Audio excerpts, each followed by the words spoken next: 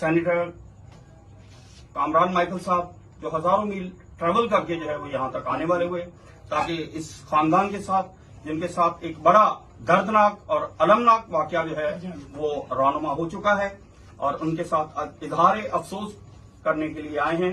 हम इनके व्यूज जो है वो सुनते हैं कि वो इस खानदान, इस घराने के लिए क्या कहना चाहते हैं।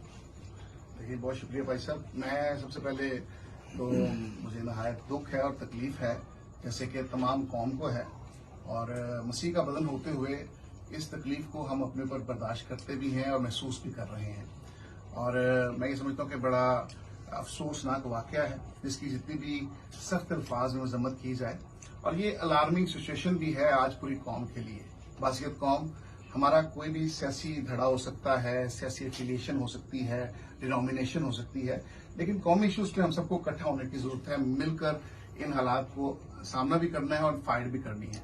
हम पाकिस्तान में रहते हुए हर वक्त मैं समझता हूँ हालत जंग में हैं, और हमें मिलकर इन हालात का मुकाबला करना होगा। बासियत कौम, ये जो केसेस होते हैं, इस तरह के इंसिडेंट्स जब होते हैं, तो मैं समझता हूँ कि ये कौम को जगाने के, झंझोड़ने के और बेदार करने का जरिया भी बनते हैं। आज पूरी कौम एक पेज पे है, लेकिन वक्ती तौर पे नहीं होना चाहिए। हमें इस पे बिल्कुल सेर हासिल एक लायमल बनाना चाहिए। बहुत से इंसिडेंट्स पहले भी हो चुके हैं, तो हम मुतहम्मल नहीं हो सकते कि बार बार रोज हम हमारे साथ, हमारी बच्चियों के साथ, हमारी बहनों के साथ यही ज्यादतियां होती रहें। तो मैं इस जगह पर आया हूँ, गो कि मेरी जो टीम है यहाँ पर सिंध में, कराची में, कामरान चौहान साहब, कामरान जट साहब, आसिफ नायक साहब टीम ने प्रोटेस्ट किया। यहाँ पे प्रेस क्लब के बाहर भी उन्होंने 4 दिन पहले भी ये प्रोटेस्ट लॉन्च किया। आज मैं खुद यहाँ पर मौजूद हूँ, इस खानदान में आया हूँ, तो इस इजहार यकजहती के लिए भी आया हूँ। और लेकिन मैं ये जरूर कहना चाहता हूँ, क्योंकि ये फाइट अभी कोर्ट में लड़ी जा रही है। अगली जो हेयरिंग है वो 11 तारीख को है, तो हमें कोर्ट के अंदर भी बड़े अपने जो हमारे अच्छे वकील हैं उनको हमें एंगेज करना चाहिए, क्योंकि इन्होंने वकील की है। लेकिन मैं समझता हूँ इस केस को स्ट्रेंथन करने की जरूरत है, अपने कॉज को, कि एक माइनर बच्ची जो है उसके साथ शादी नहीं की जा सकती। 13 साल बच्ची है, जिसका बर्थ सर्टिफिकेट हमारे पास मौजूद है, नादरा का रिकॉर्ड हमारे पास मौजूद है। उसकी ये देखें ना, बड़ी बहन सोनिया हमारे पास खड़ी है, ये यहाँ पर है, ये बड़ी है, सबसे बड़ी है। फिर ये छोटी बहन है, उनसे महवीज जो है ये खड़ी है, एक भाई है। फिर चौथे नंबर पर जो है वो आरजू का नाम आता है, तो आरजू चौथे नंबर पर है। तो इस चीज को हम इंश्योर करेंगे कि कानूनी जंग जो है कानूनी माहिरीन के साथ मिलकर लड़ी जाए। हमारे क्रिश्चियन लॉयर्स की बहुत बड़ी तादाद जो है कराची में एग्जिस्ट करती है, कराची बार की मेंबर है, कोर्ट्स में पेरेंट्स हैं उनकी। तो इस केस में सबों को हिस्सा लेना चाहिए, पार्टिसिपेट करना चाहिए, ताकि इस केस का पता चले कि कौम बेदार है, कौम इकट्ठी है।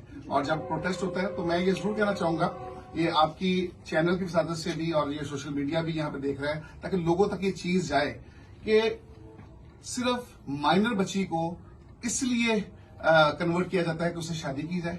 कभी ये तो नहीं हुआ कि 60 साल बीबी को कन्वर्ट करें और हम बहन बनाने के लिए हम इसे कन्वर्ट किया। कभी ये तो नहीं हुआ कि हम 70 साल औरत को जो बुजुर्ग है उसको कन्वर्ट करें और कहें मां बनाने के लिए हमने कन्वर्ट किया। सिर्फ हम बीवी बनाने के लिए क्यों कन्वर्ट करते हैं? तो ये अलार्मिंग सवालिया निशान है। और मैं ये समझता हूँ हम अदालतों से भी इल्तमास करते हैं कि वो तमाम जो मामलात हैं उन्हें बड़े गौर खौफ से देखें।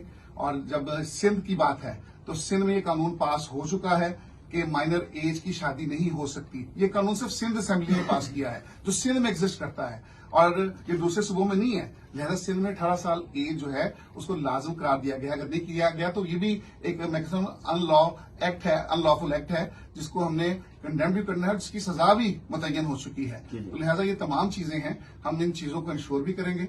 हम वकला से भी कल सुबह बात करेंगे, आज मैं शबीर के साथ ही हूँ, और हम इस चीज को भी इंश्योर करेंगे कि ये प्रोटेस्ट हम हर जिले में, हर जगह पे बासित कौम लॉन्च करें। क्योंकि जब हम देखते हैं कि हमारे खादमीन भी हैं, उनसे भी रिक्वेस्ट करूंगा, और मैं इस जगह पर जरूर कहना चाहता हूँ उन खादमीन के लिए भी और उन लोगों के लिए जिन्होंने मुझे कॉल्स की और कहा हम इस कॉज में आपके साथ हैं, फैमिली के साथ सारे यकजहती कीजिएगा हमारी तरफ से। और अगर आप प्रेस कॉन्फ्रेंस करते हैं, कुछ करते हैं, तो हम मिलकर करेंगे। ये बड़ा अच्छा स्टेप है, मैं समझता हूँ कि मिलकर, हम सब मिलकर। मैं शुक्रगुजार हूँ, मुझे फोन आया अभी थोड़ी देर पहले बिशप आजाद मार्शल साहब को, उन्होंने कहा जी प्रेस कॉन्फ्रेंस मैं भी आपके साथ करूंगा। प्रेस टीवी के पास्टर शहजाद साहब का फोन आया कि मैं आपके साथ हूँ। इस तरह दूसरे दोस्तों के फोन आए हैं, उन सबका मैं शुक्रगुजार हूँ कि जिन्होंने अपनी सॉलिडेरिटी जो है वो इस फैमिली के साथ शो की है। और जब हम जो भी लाए हम कल के बाद बनाते हैं तो उसमें वो सब हमारे साथ शामिल होंगे। यही एक जिंदा कौम होने की निशानी होनी चाहिए। और मैं समझता हूं कि मैं अपने तमाम सियासी काबरीन को भी कहना चाहूंगा, चाहे हमारी कोई भी पार्टी है, सियासी इख्तलाफ है, कोई डिनोमिनेशन है, कुछ भी है, लेकिन इस पेज पे इस मकसद के लिए हमें सबको इकट्ठा होने की जरूरत है। ये कौमी यकजहती की बात है, हम सबको मिलकर लड़ना पड़ेगा, क्योंकि ये बेटी हमारी बेटी है आरजू, और कोई भी ये कहीं भी किसी जगह पर भी इंसिडेंट हो सकता है। हमने मिलकर इसका दफा करना है और मिलकर बासियत कौम हमने हर फोरम पे जंग लड़नी है। और कानूनी जंग, खुदा का शुक्र है कि हमारे पास अच्छे लॉयर्स हैं और कराची में हमारे बहुत से लॉयर्स जो है, क्रिश्चियन लॉयर्स जो एग्जिस्ट करते हैं। मैं उनसे भी मुल्तमिस हूं, जो वो देखें, जहां तक वो मेरी आवाज आती है मैं उनसे खुद भी राब्ते करूंगा कि वो 11 तारीख को मिलकर हम इस कॉज को जो है वो कामयाब करें। Thank you.